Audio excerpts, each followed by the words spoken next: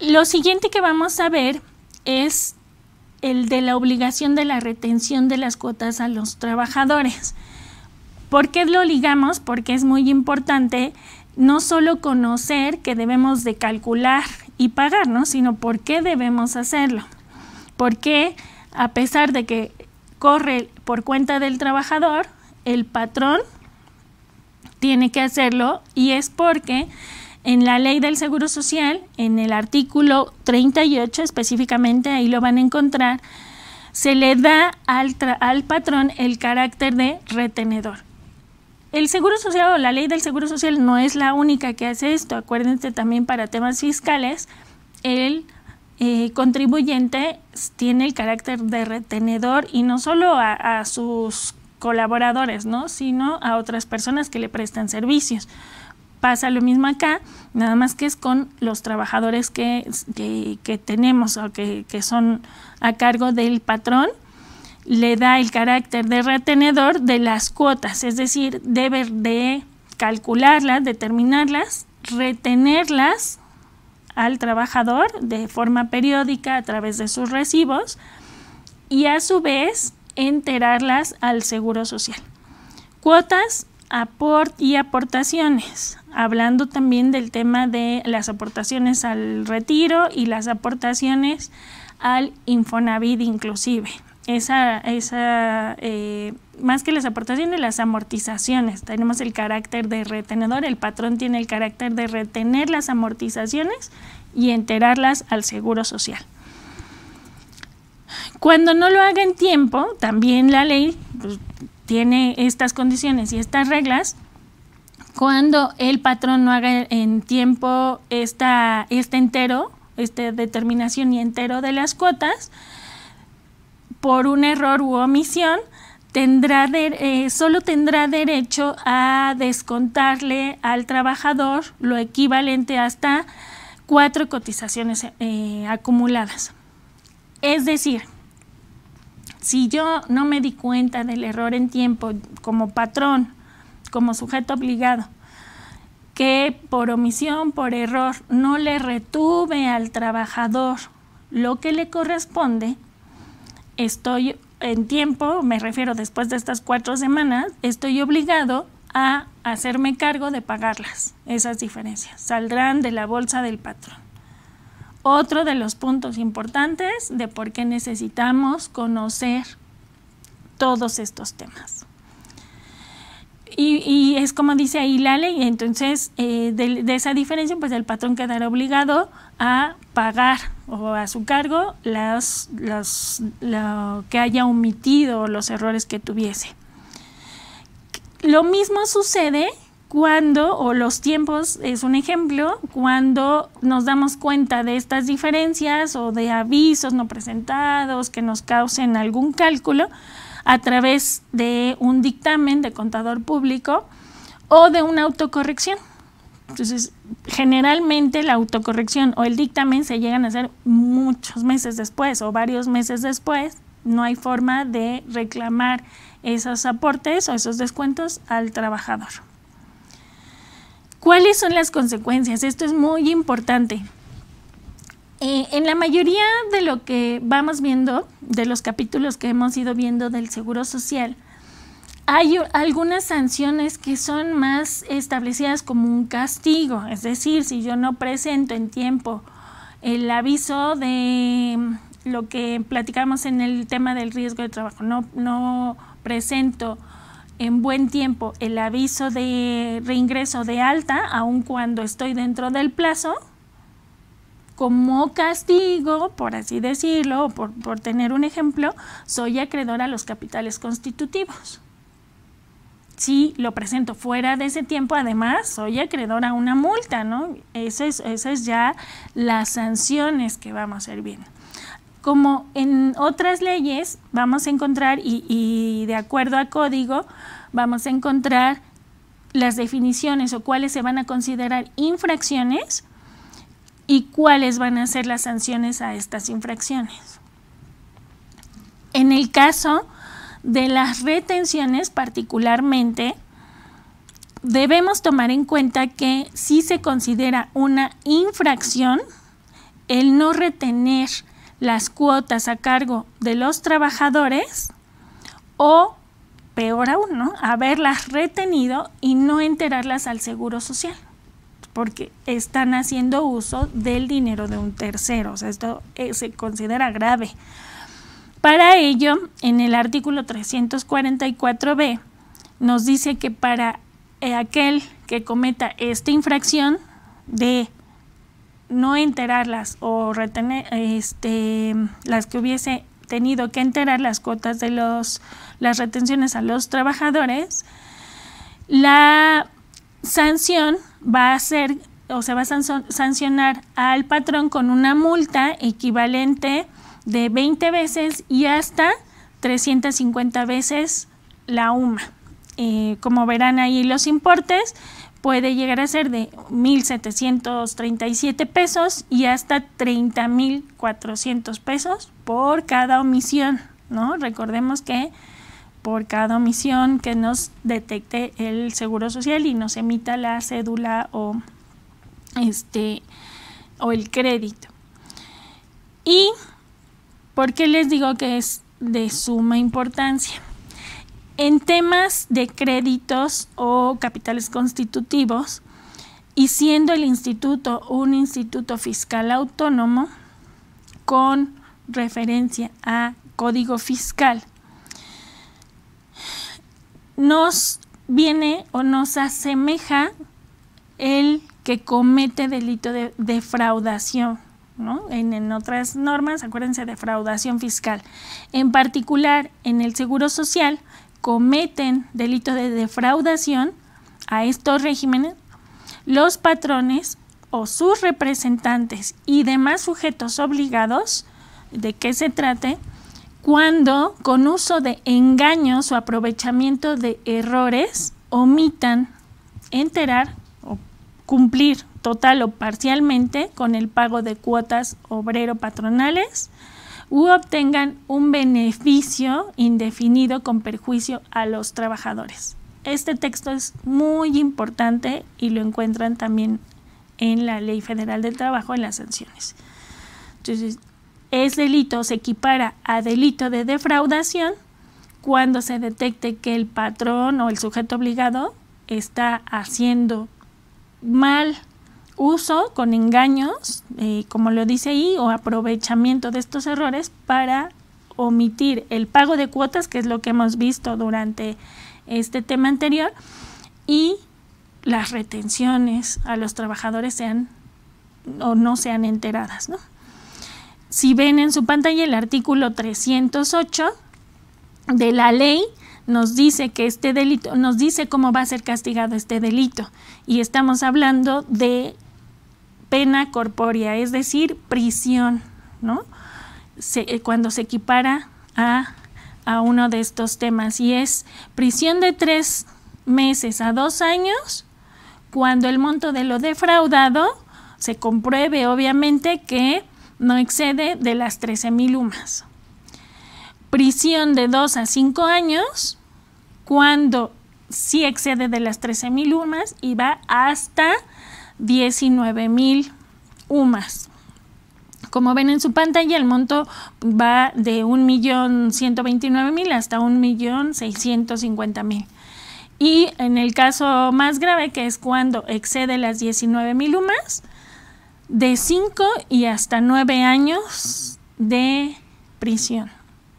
Entonces, debemos considerar muy a detalle y con mucha responsabilidad el saber que estamos determinando correctamente y enterando de forma oportuna al Seguro Social todas nuestras cuotas y aportaciones.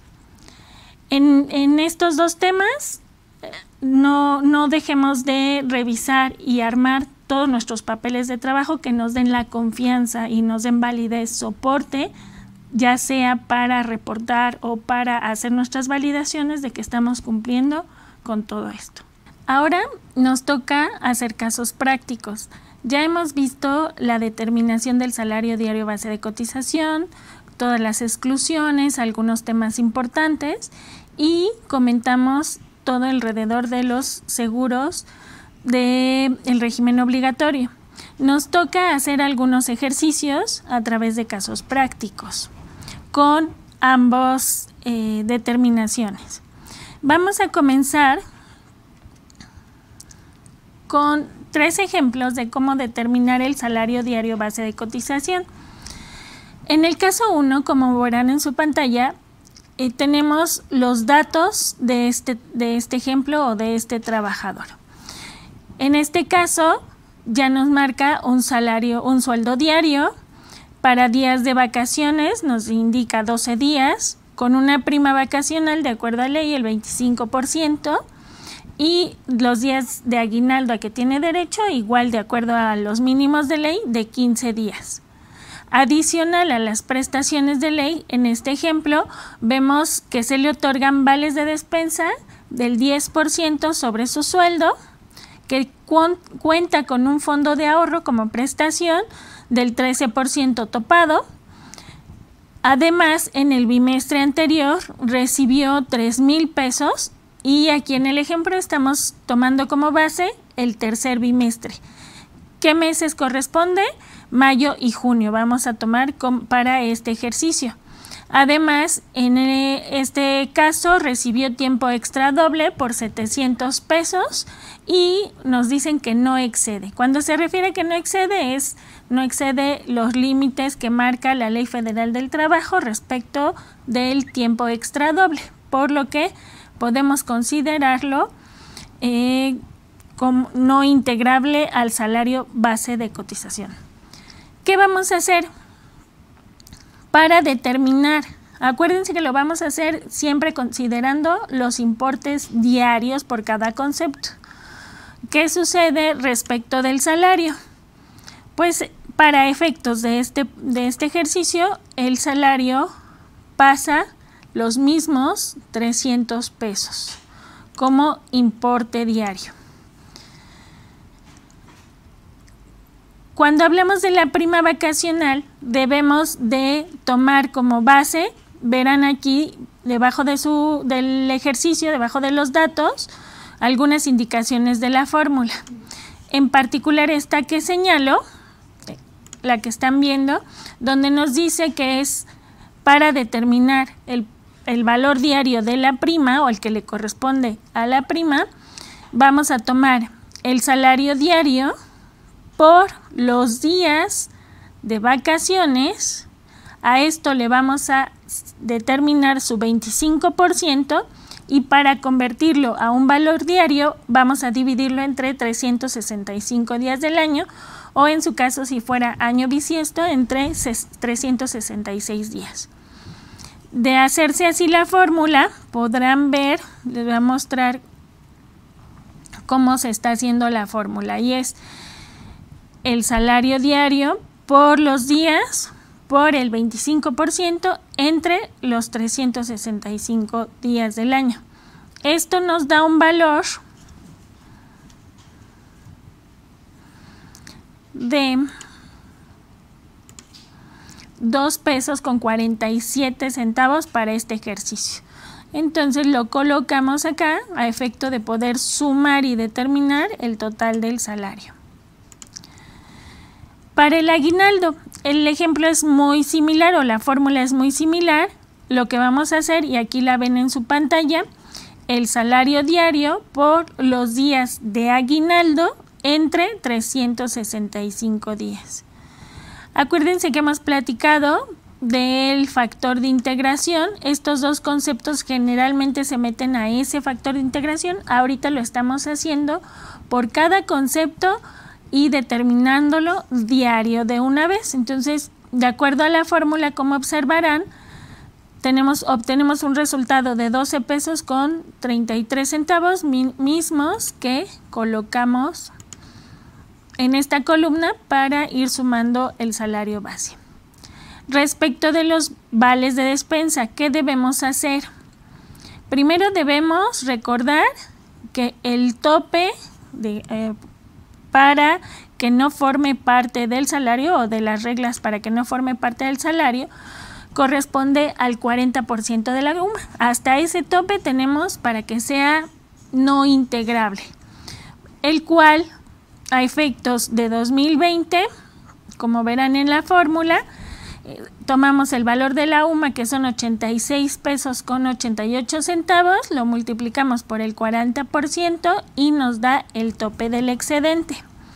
Una vez que conocemos ese tope, lo que debemos hacer es compararlo contra el importe de vales de despensa que en este ejemplo se le está otorgando al trabajador, y de acuerdo a lo que nos dice es el 10% sobre su sueldo, lo cual para efectos diarios ya tomamos directamente los 300 pesos y el 10% pues equivale a 30 pesos.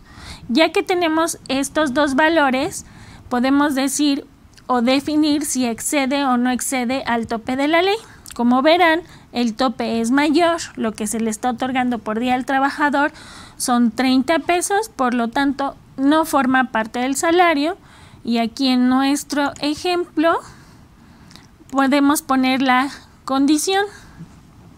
Si ven en la fórmula, le decimos en fórmulas de Excel, si lo que le da el patrón en esta celda L21 es mayor que el tope, dame la diferencia, o sea, dame el excedente. Si no es mayor, 0 directamente. ¿De acuerdo? La siguiente prestación es el fondo de ahorro. Aquí nos está diciendo las instrucciones que estamos hablando de un fondo de ahorro topado al 13%, lo que a efectos del caso práctico vamos a considerar que está cumpliendo con las características de la exclusión. Recordemos que son aportaciones iguales tanto del patrón como del trabajador, y seguir las reglas de aportación, que no se retire este importe, y no nos está diciendo en el ejercicio que alguien aporta más, así que consideramos que no va a formar parte del salario y el resultado es 0, no nos suma.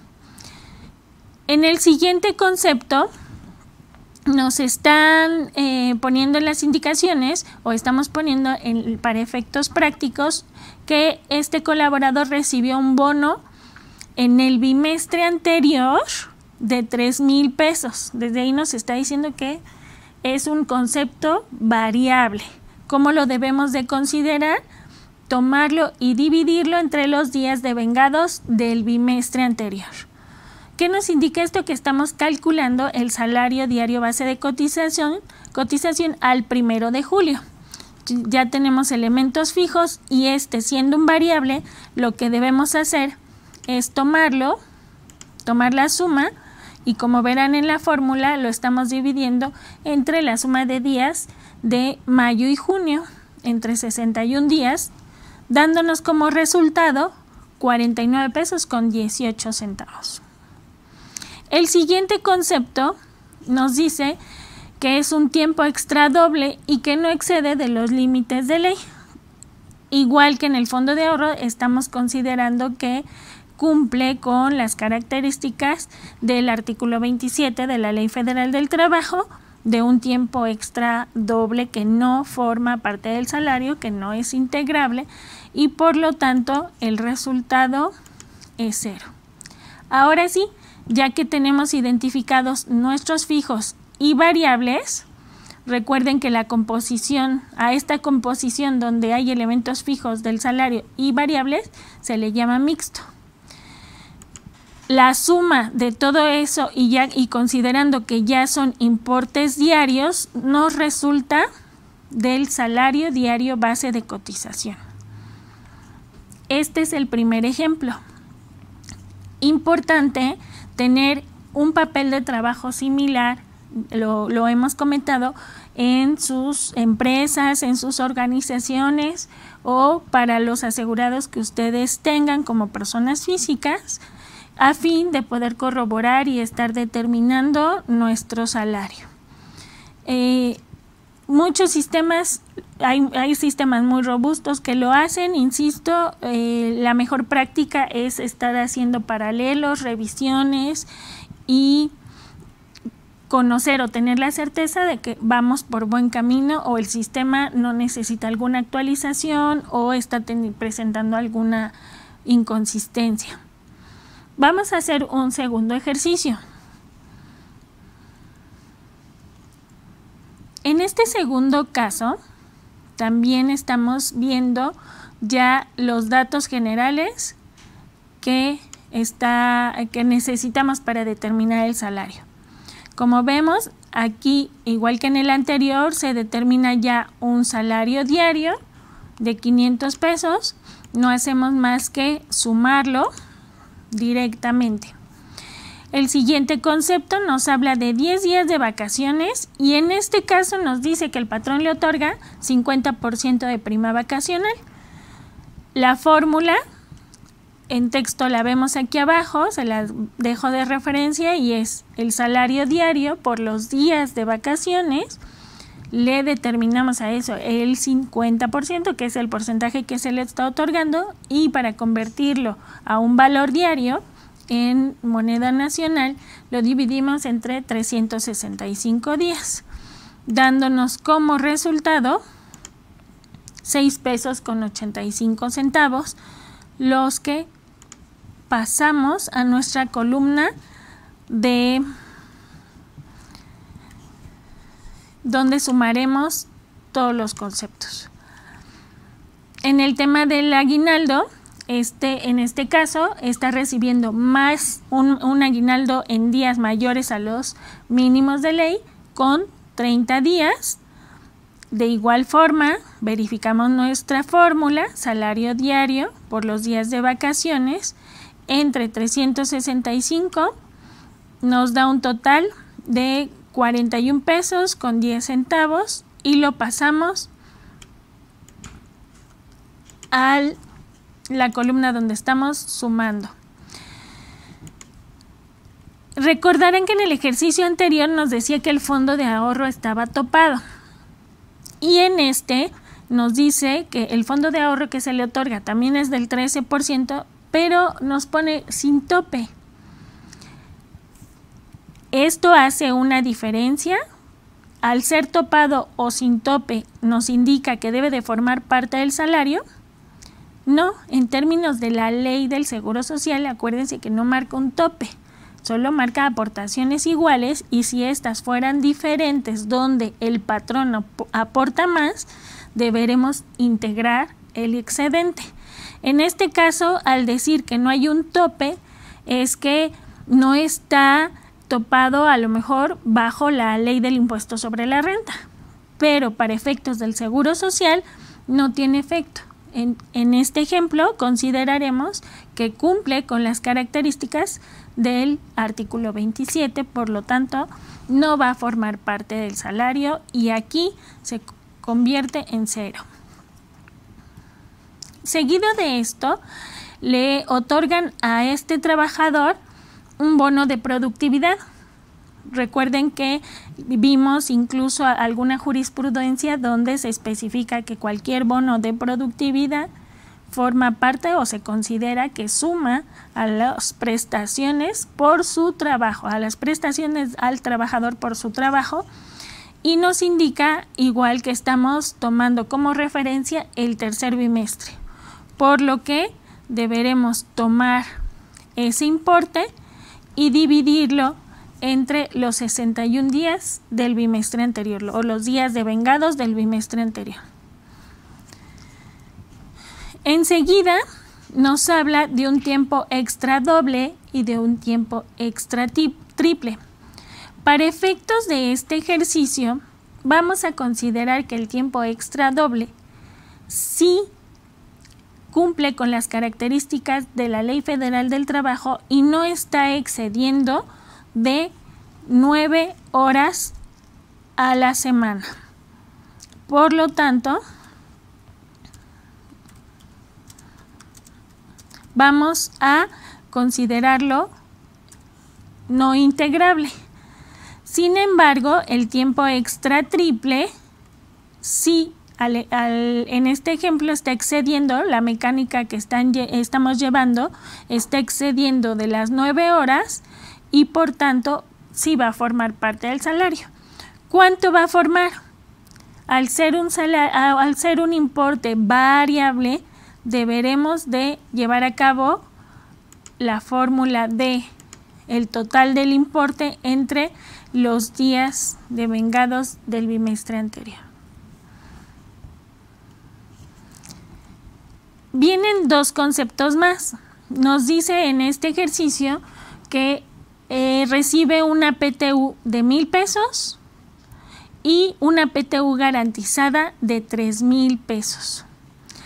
Sin embargo, los está recibiendo, o debemos considerar que el bimestre anterior en que los recibió es justo el que incluye mayo y junio.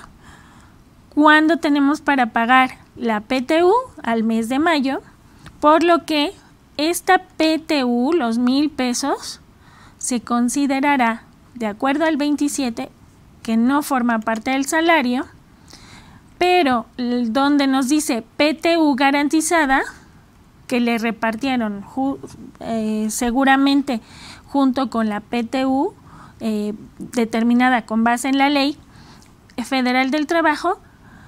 Acuérdense que hemos platicado que si se tratan de conceptos que se dan de forma recurrente o garantizado en tema de PTU, yo no puedo garantizar una PTU al desconocer el salario. El resultado del ejercicio. En este caso, esta PTU garantizada se le deberá de dar el tratamiento de un concepto variable más que sí forma parte del salario.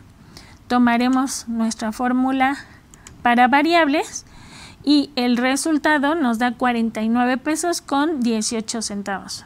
¿Por qué? Porque se está otorgando en el bimestre anterior y no cumple con las características que debe tener la PTU. Ahora sí, tenemos nuestros elementos fijos superiores a la ley en este ejemplo y tenemos algunos de los elementos variables que forman parte del salario, dándonos como resultado un salario diario base de cotización de 624 pesos con 99 centavos. Como han visto hasta ahorita, tanto en el primer caso como en el segundo, el resultado es mayor a la UMA diaria y al salario mínimo que rige actualmente en la Ciudad de México.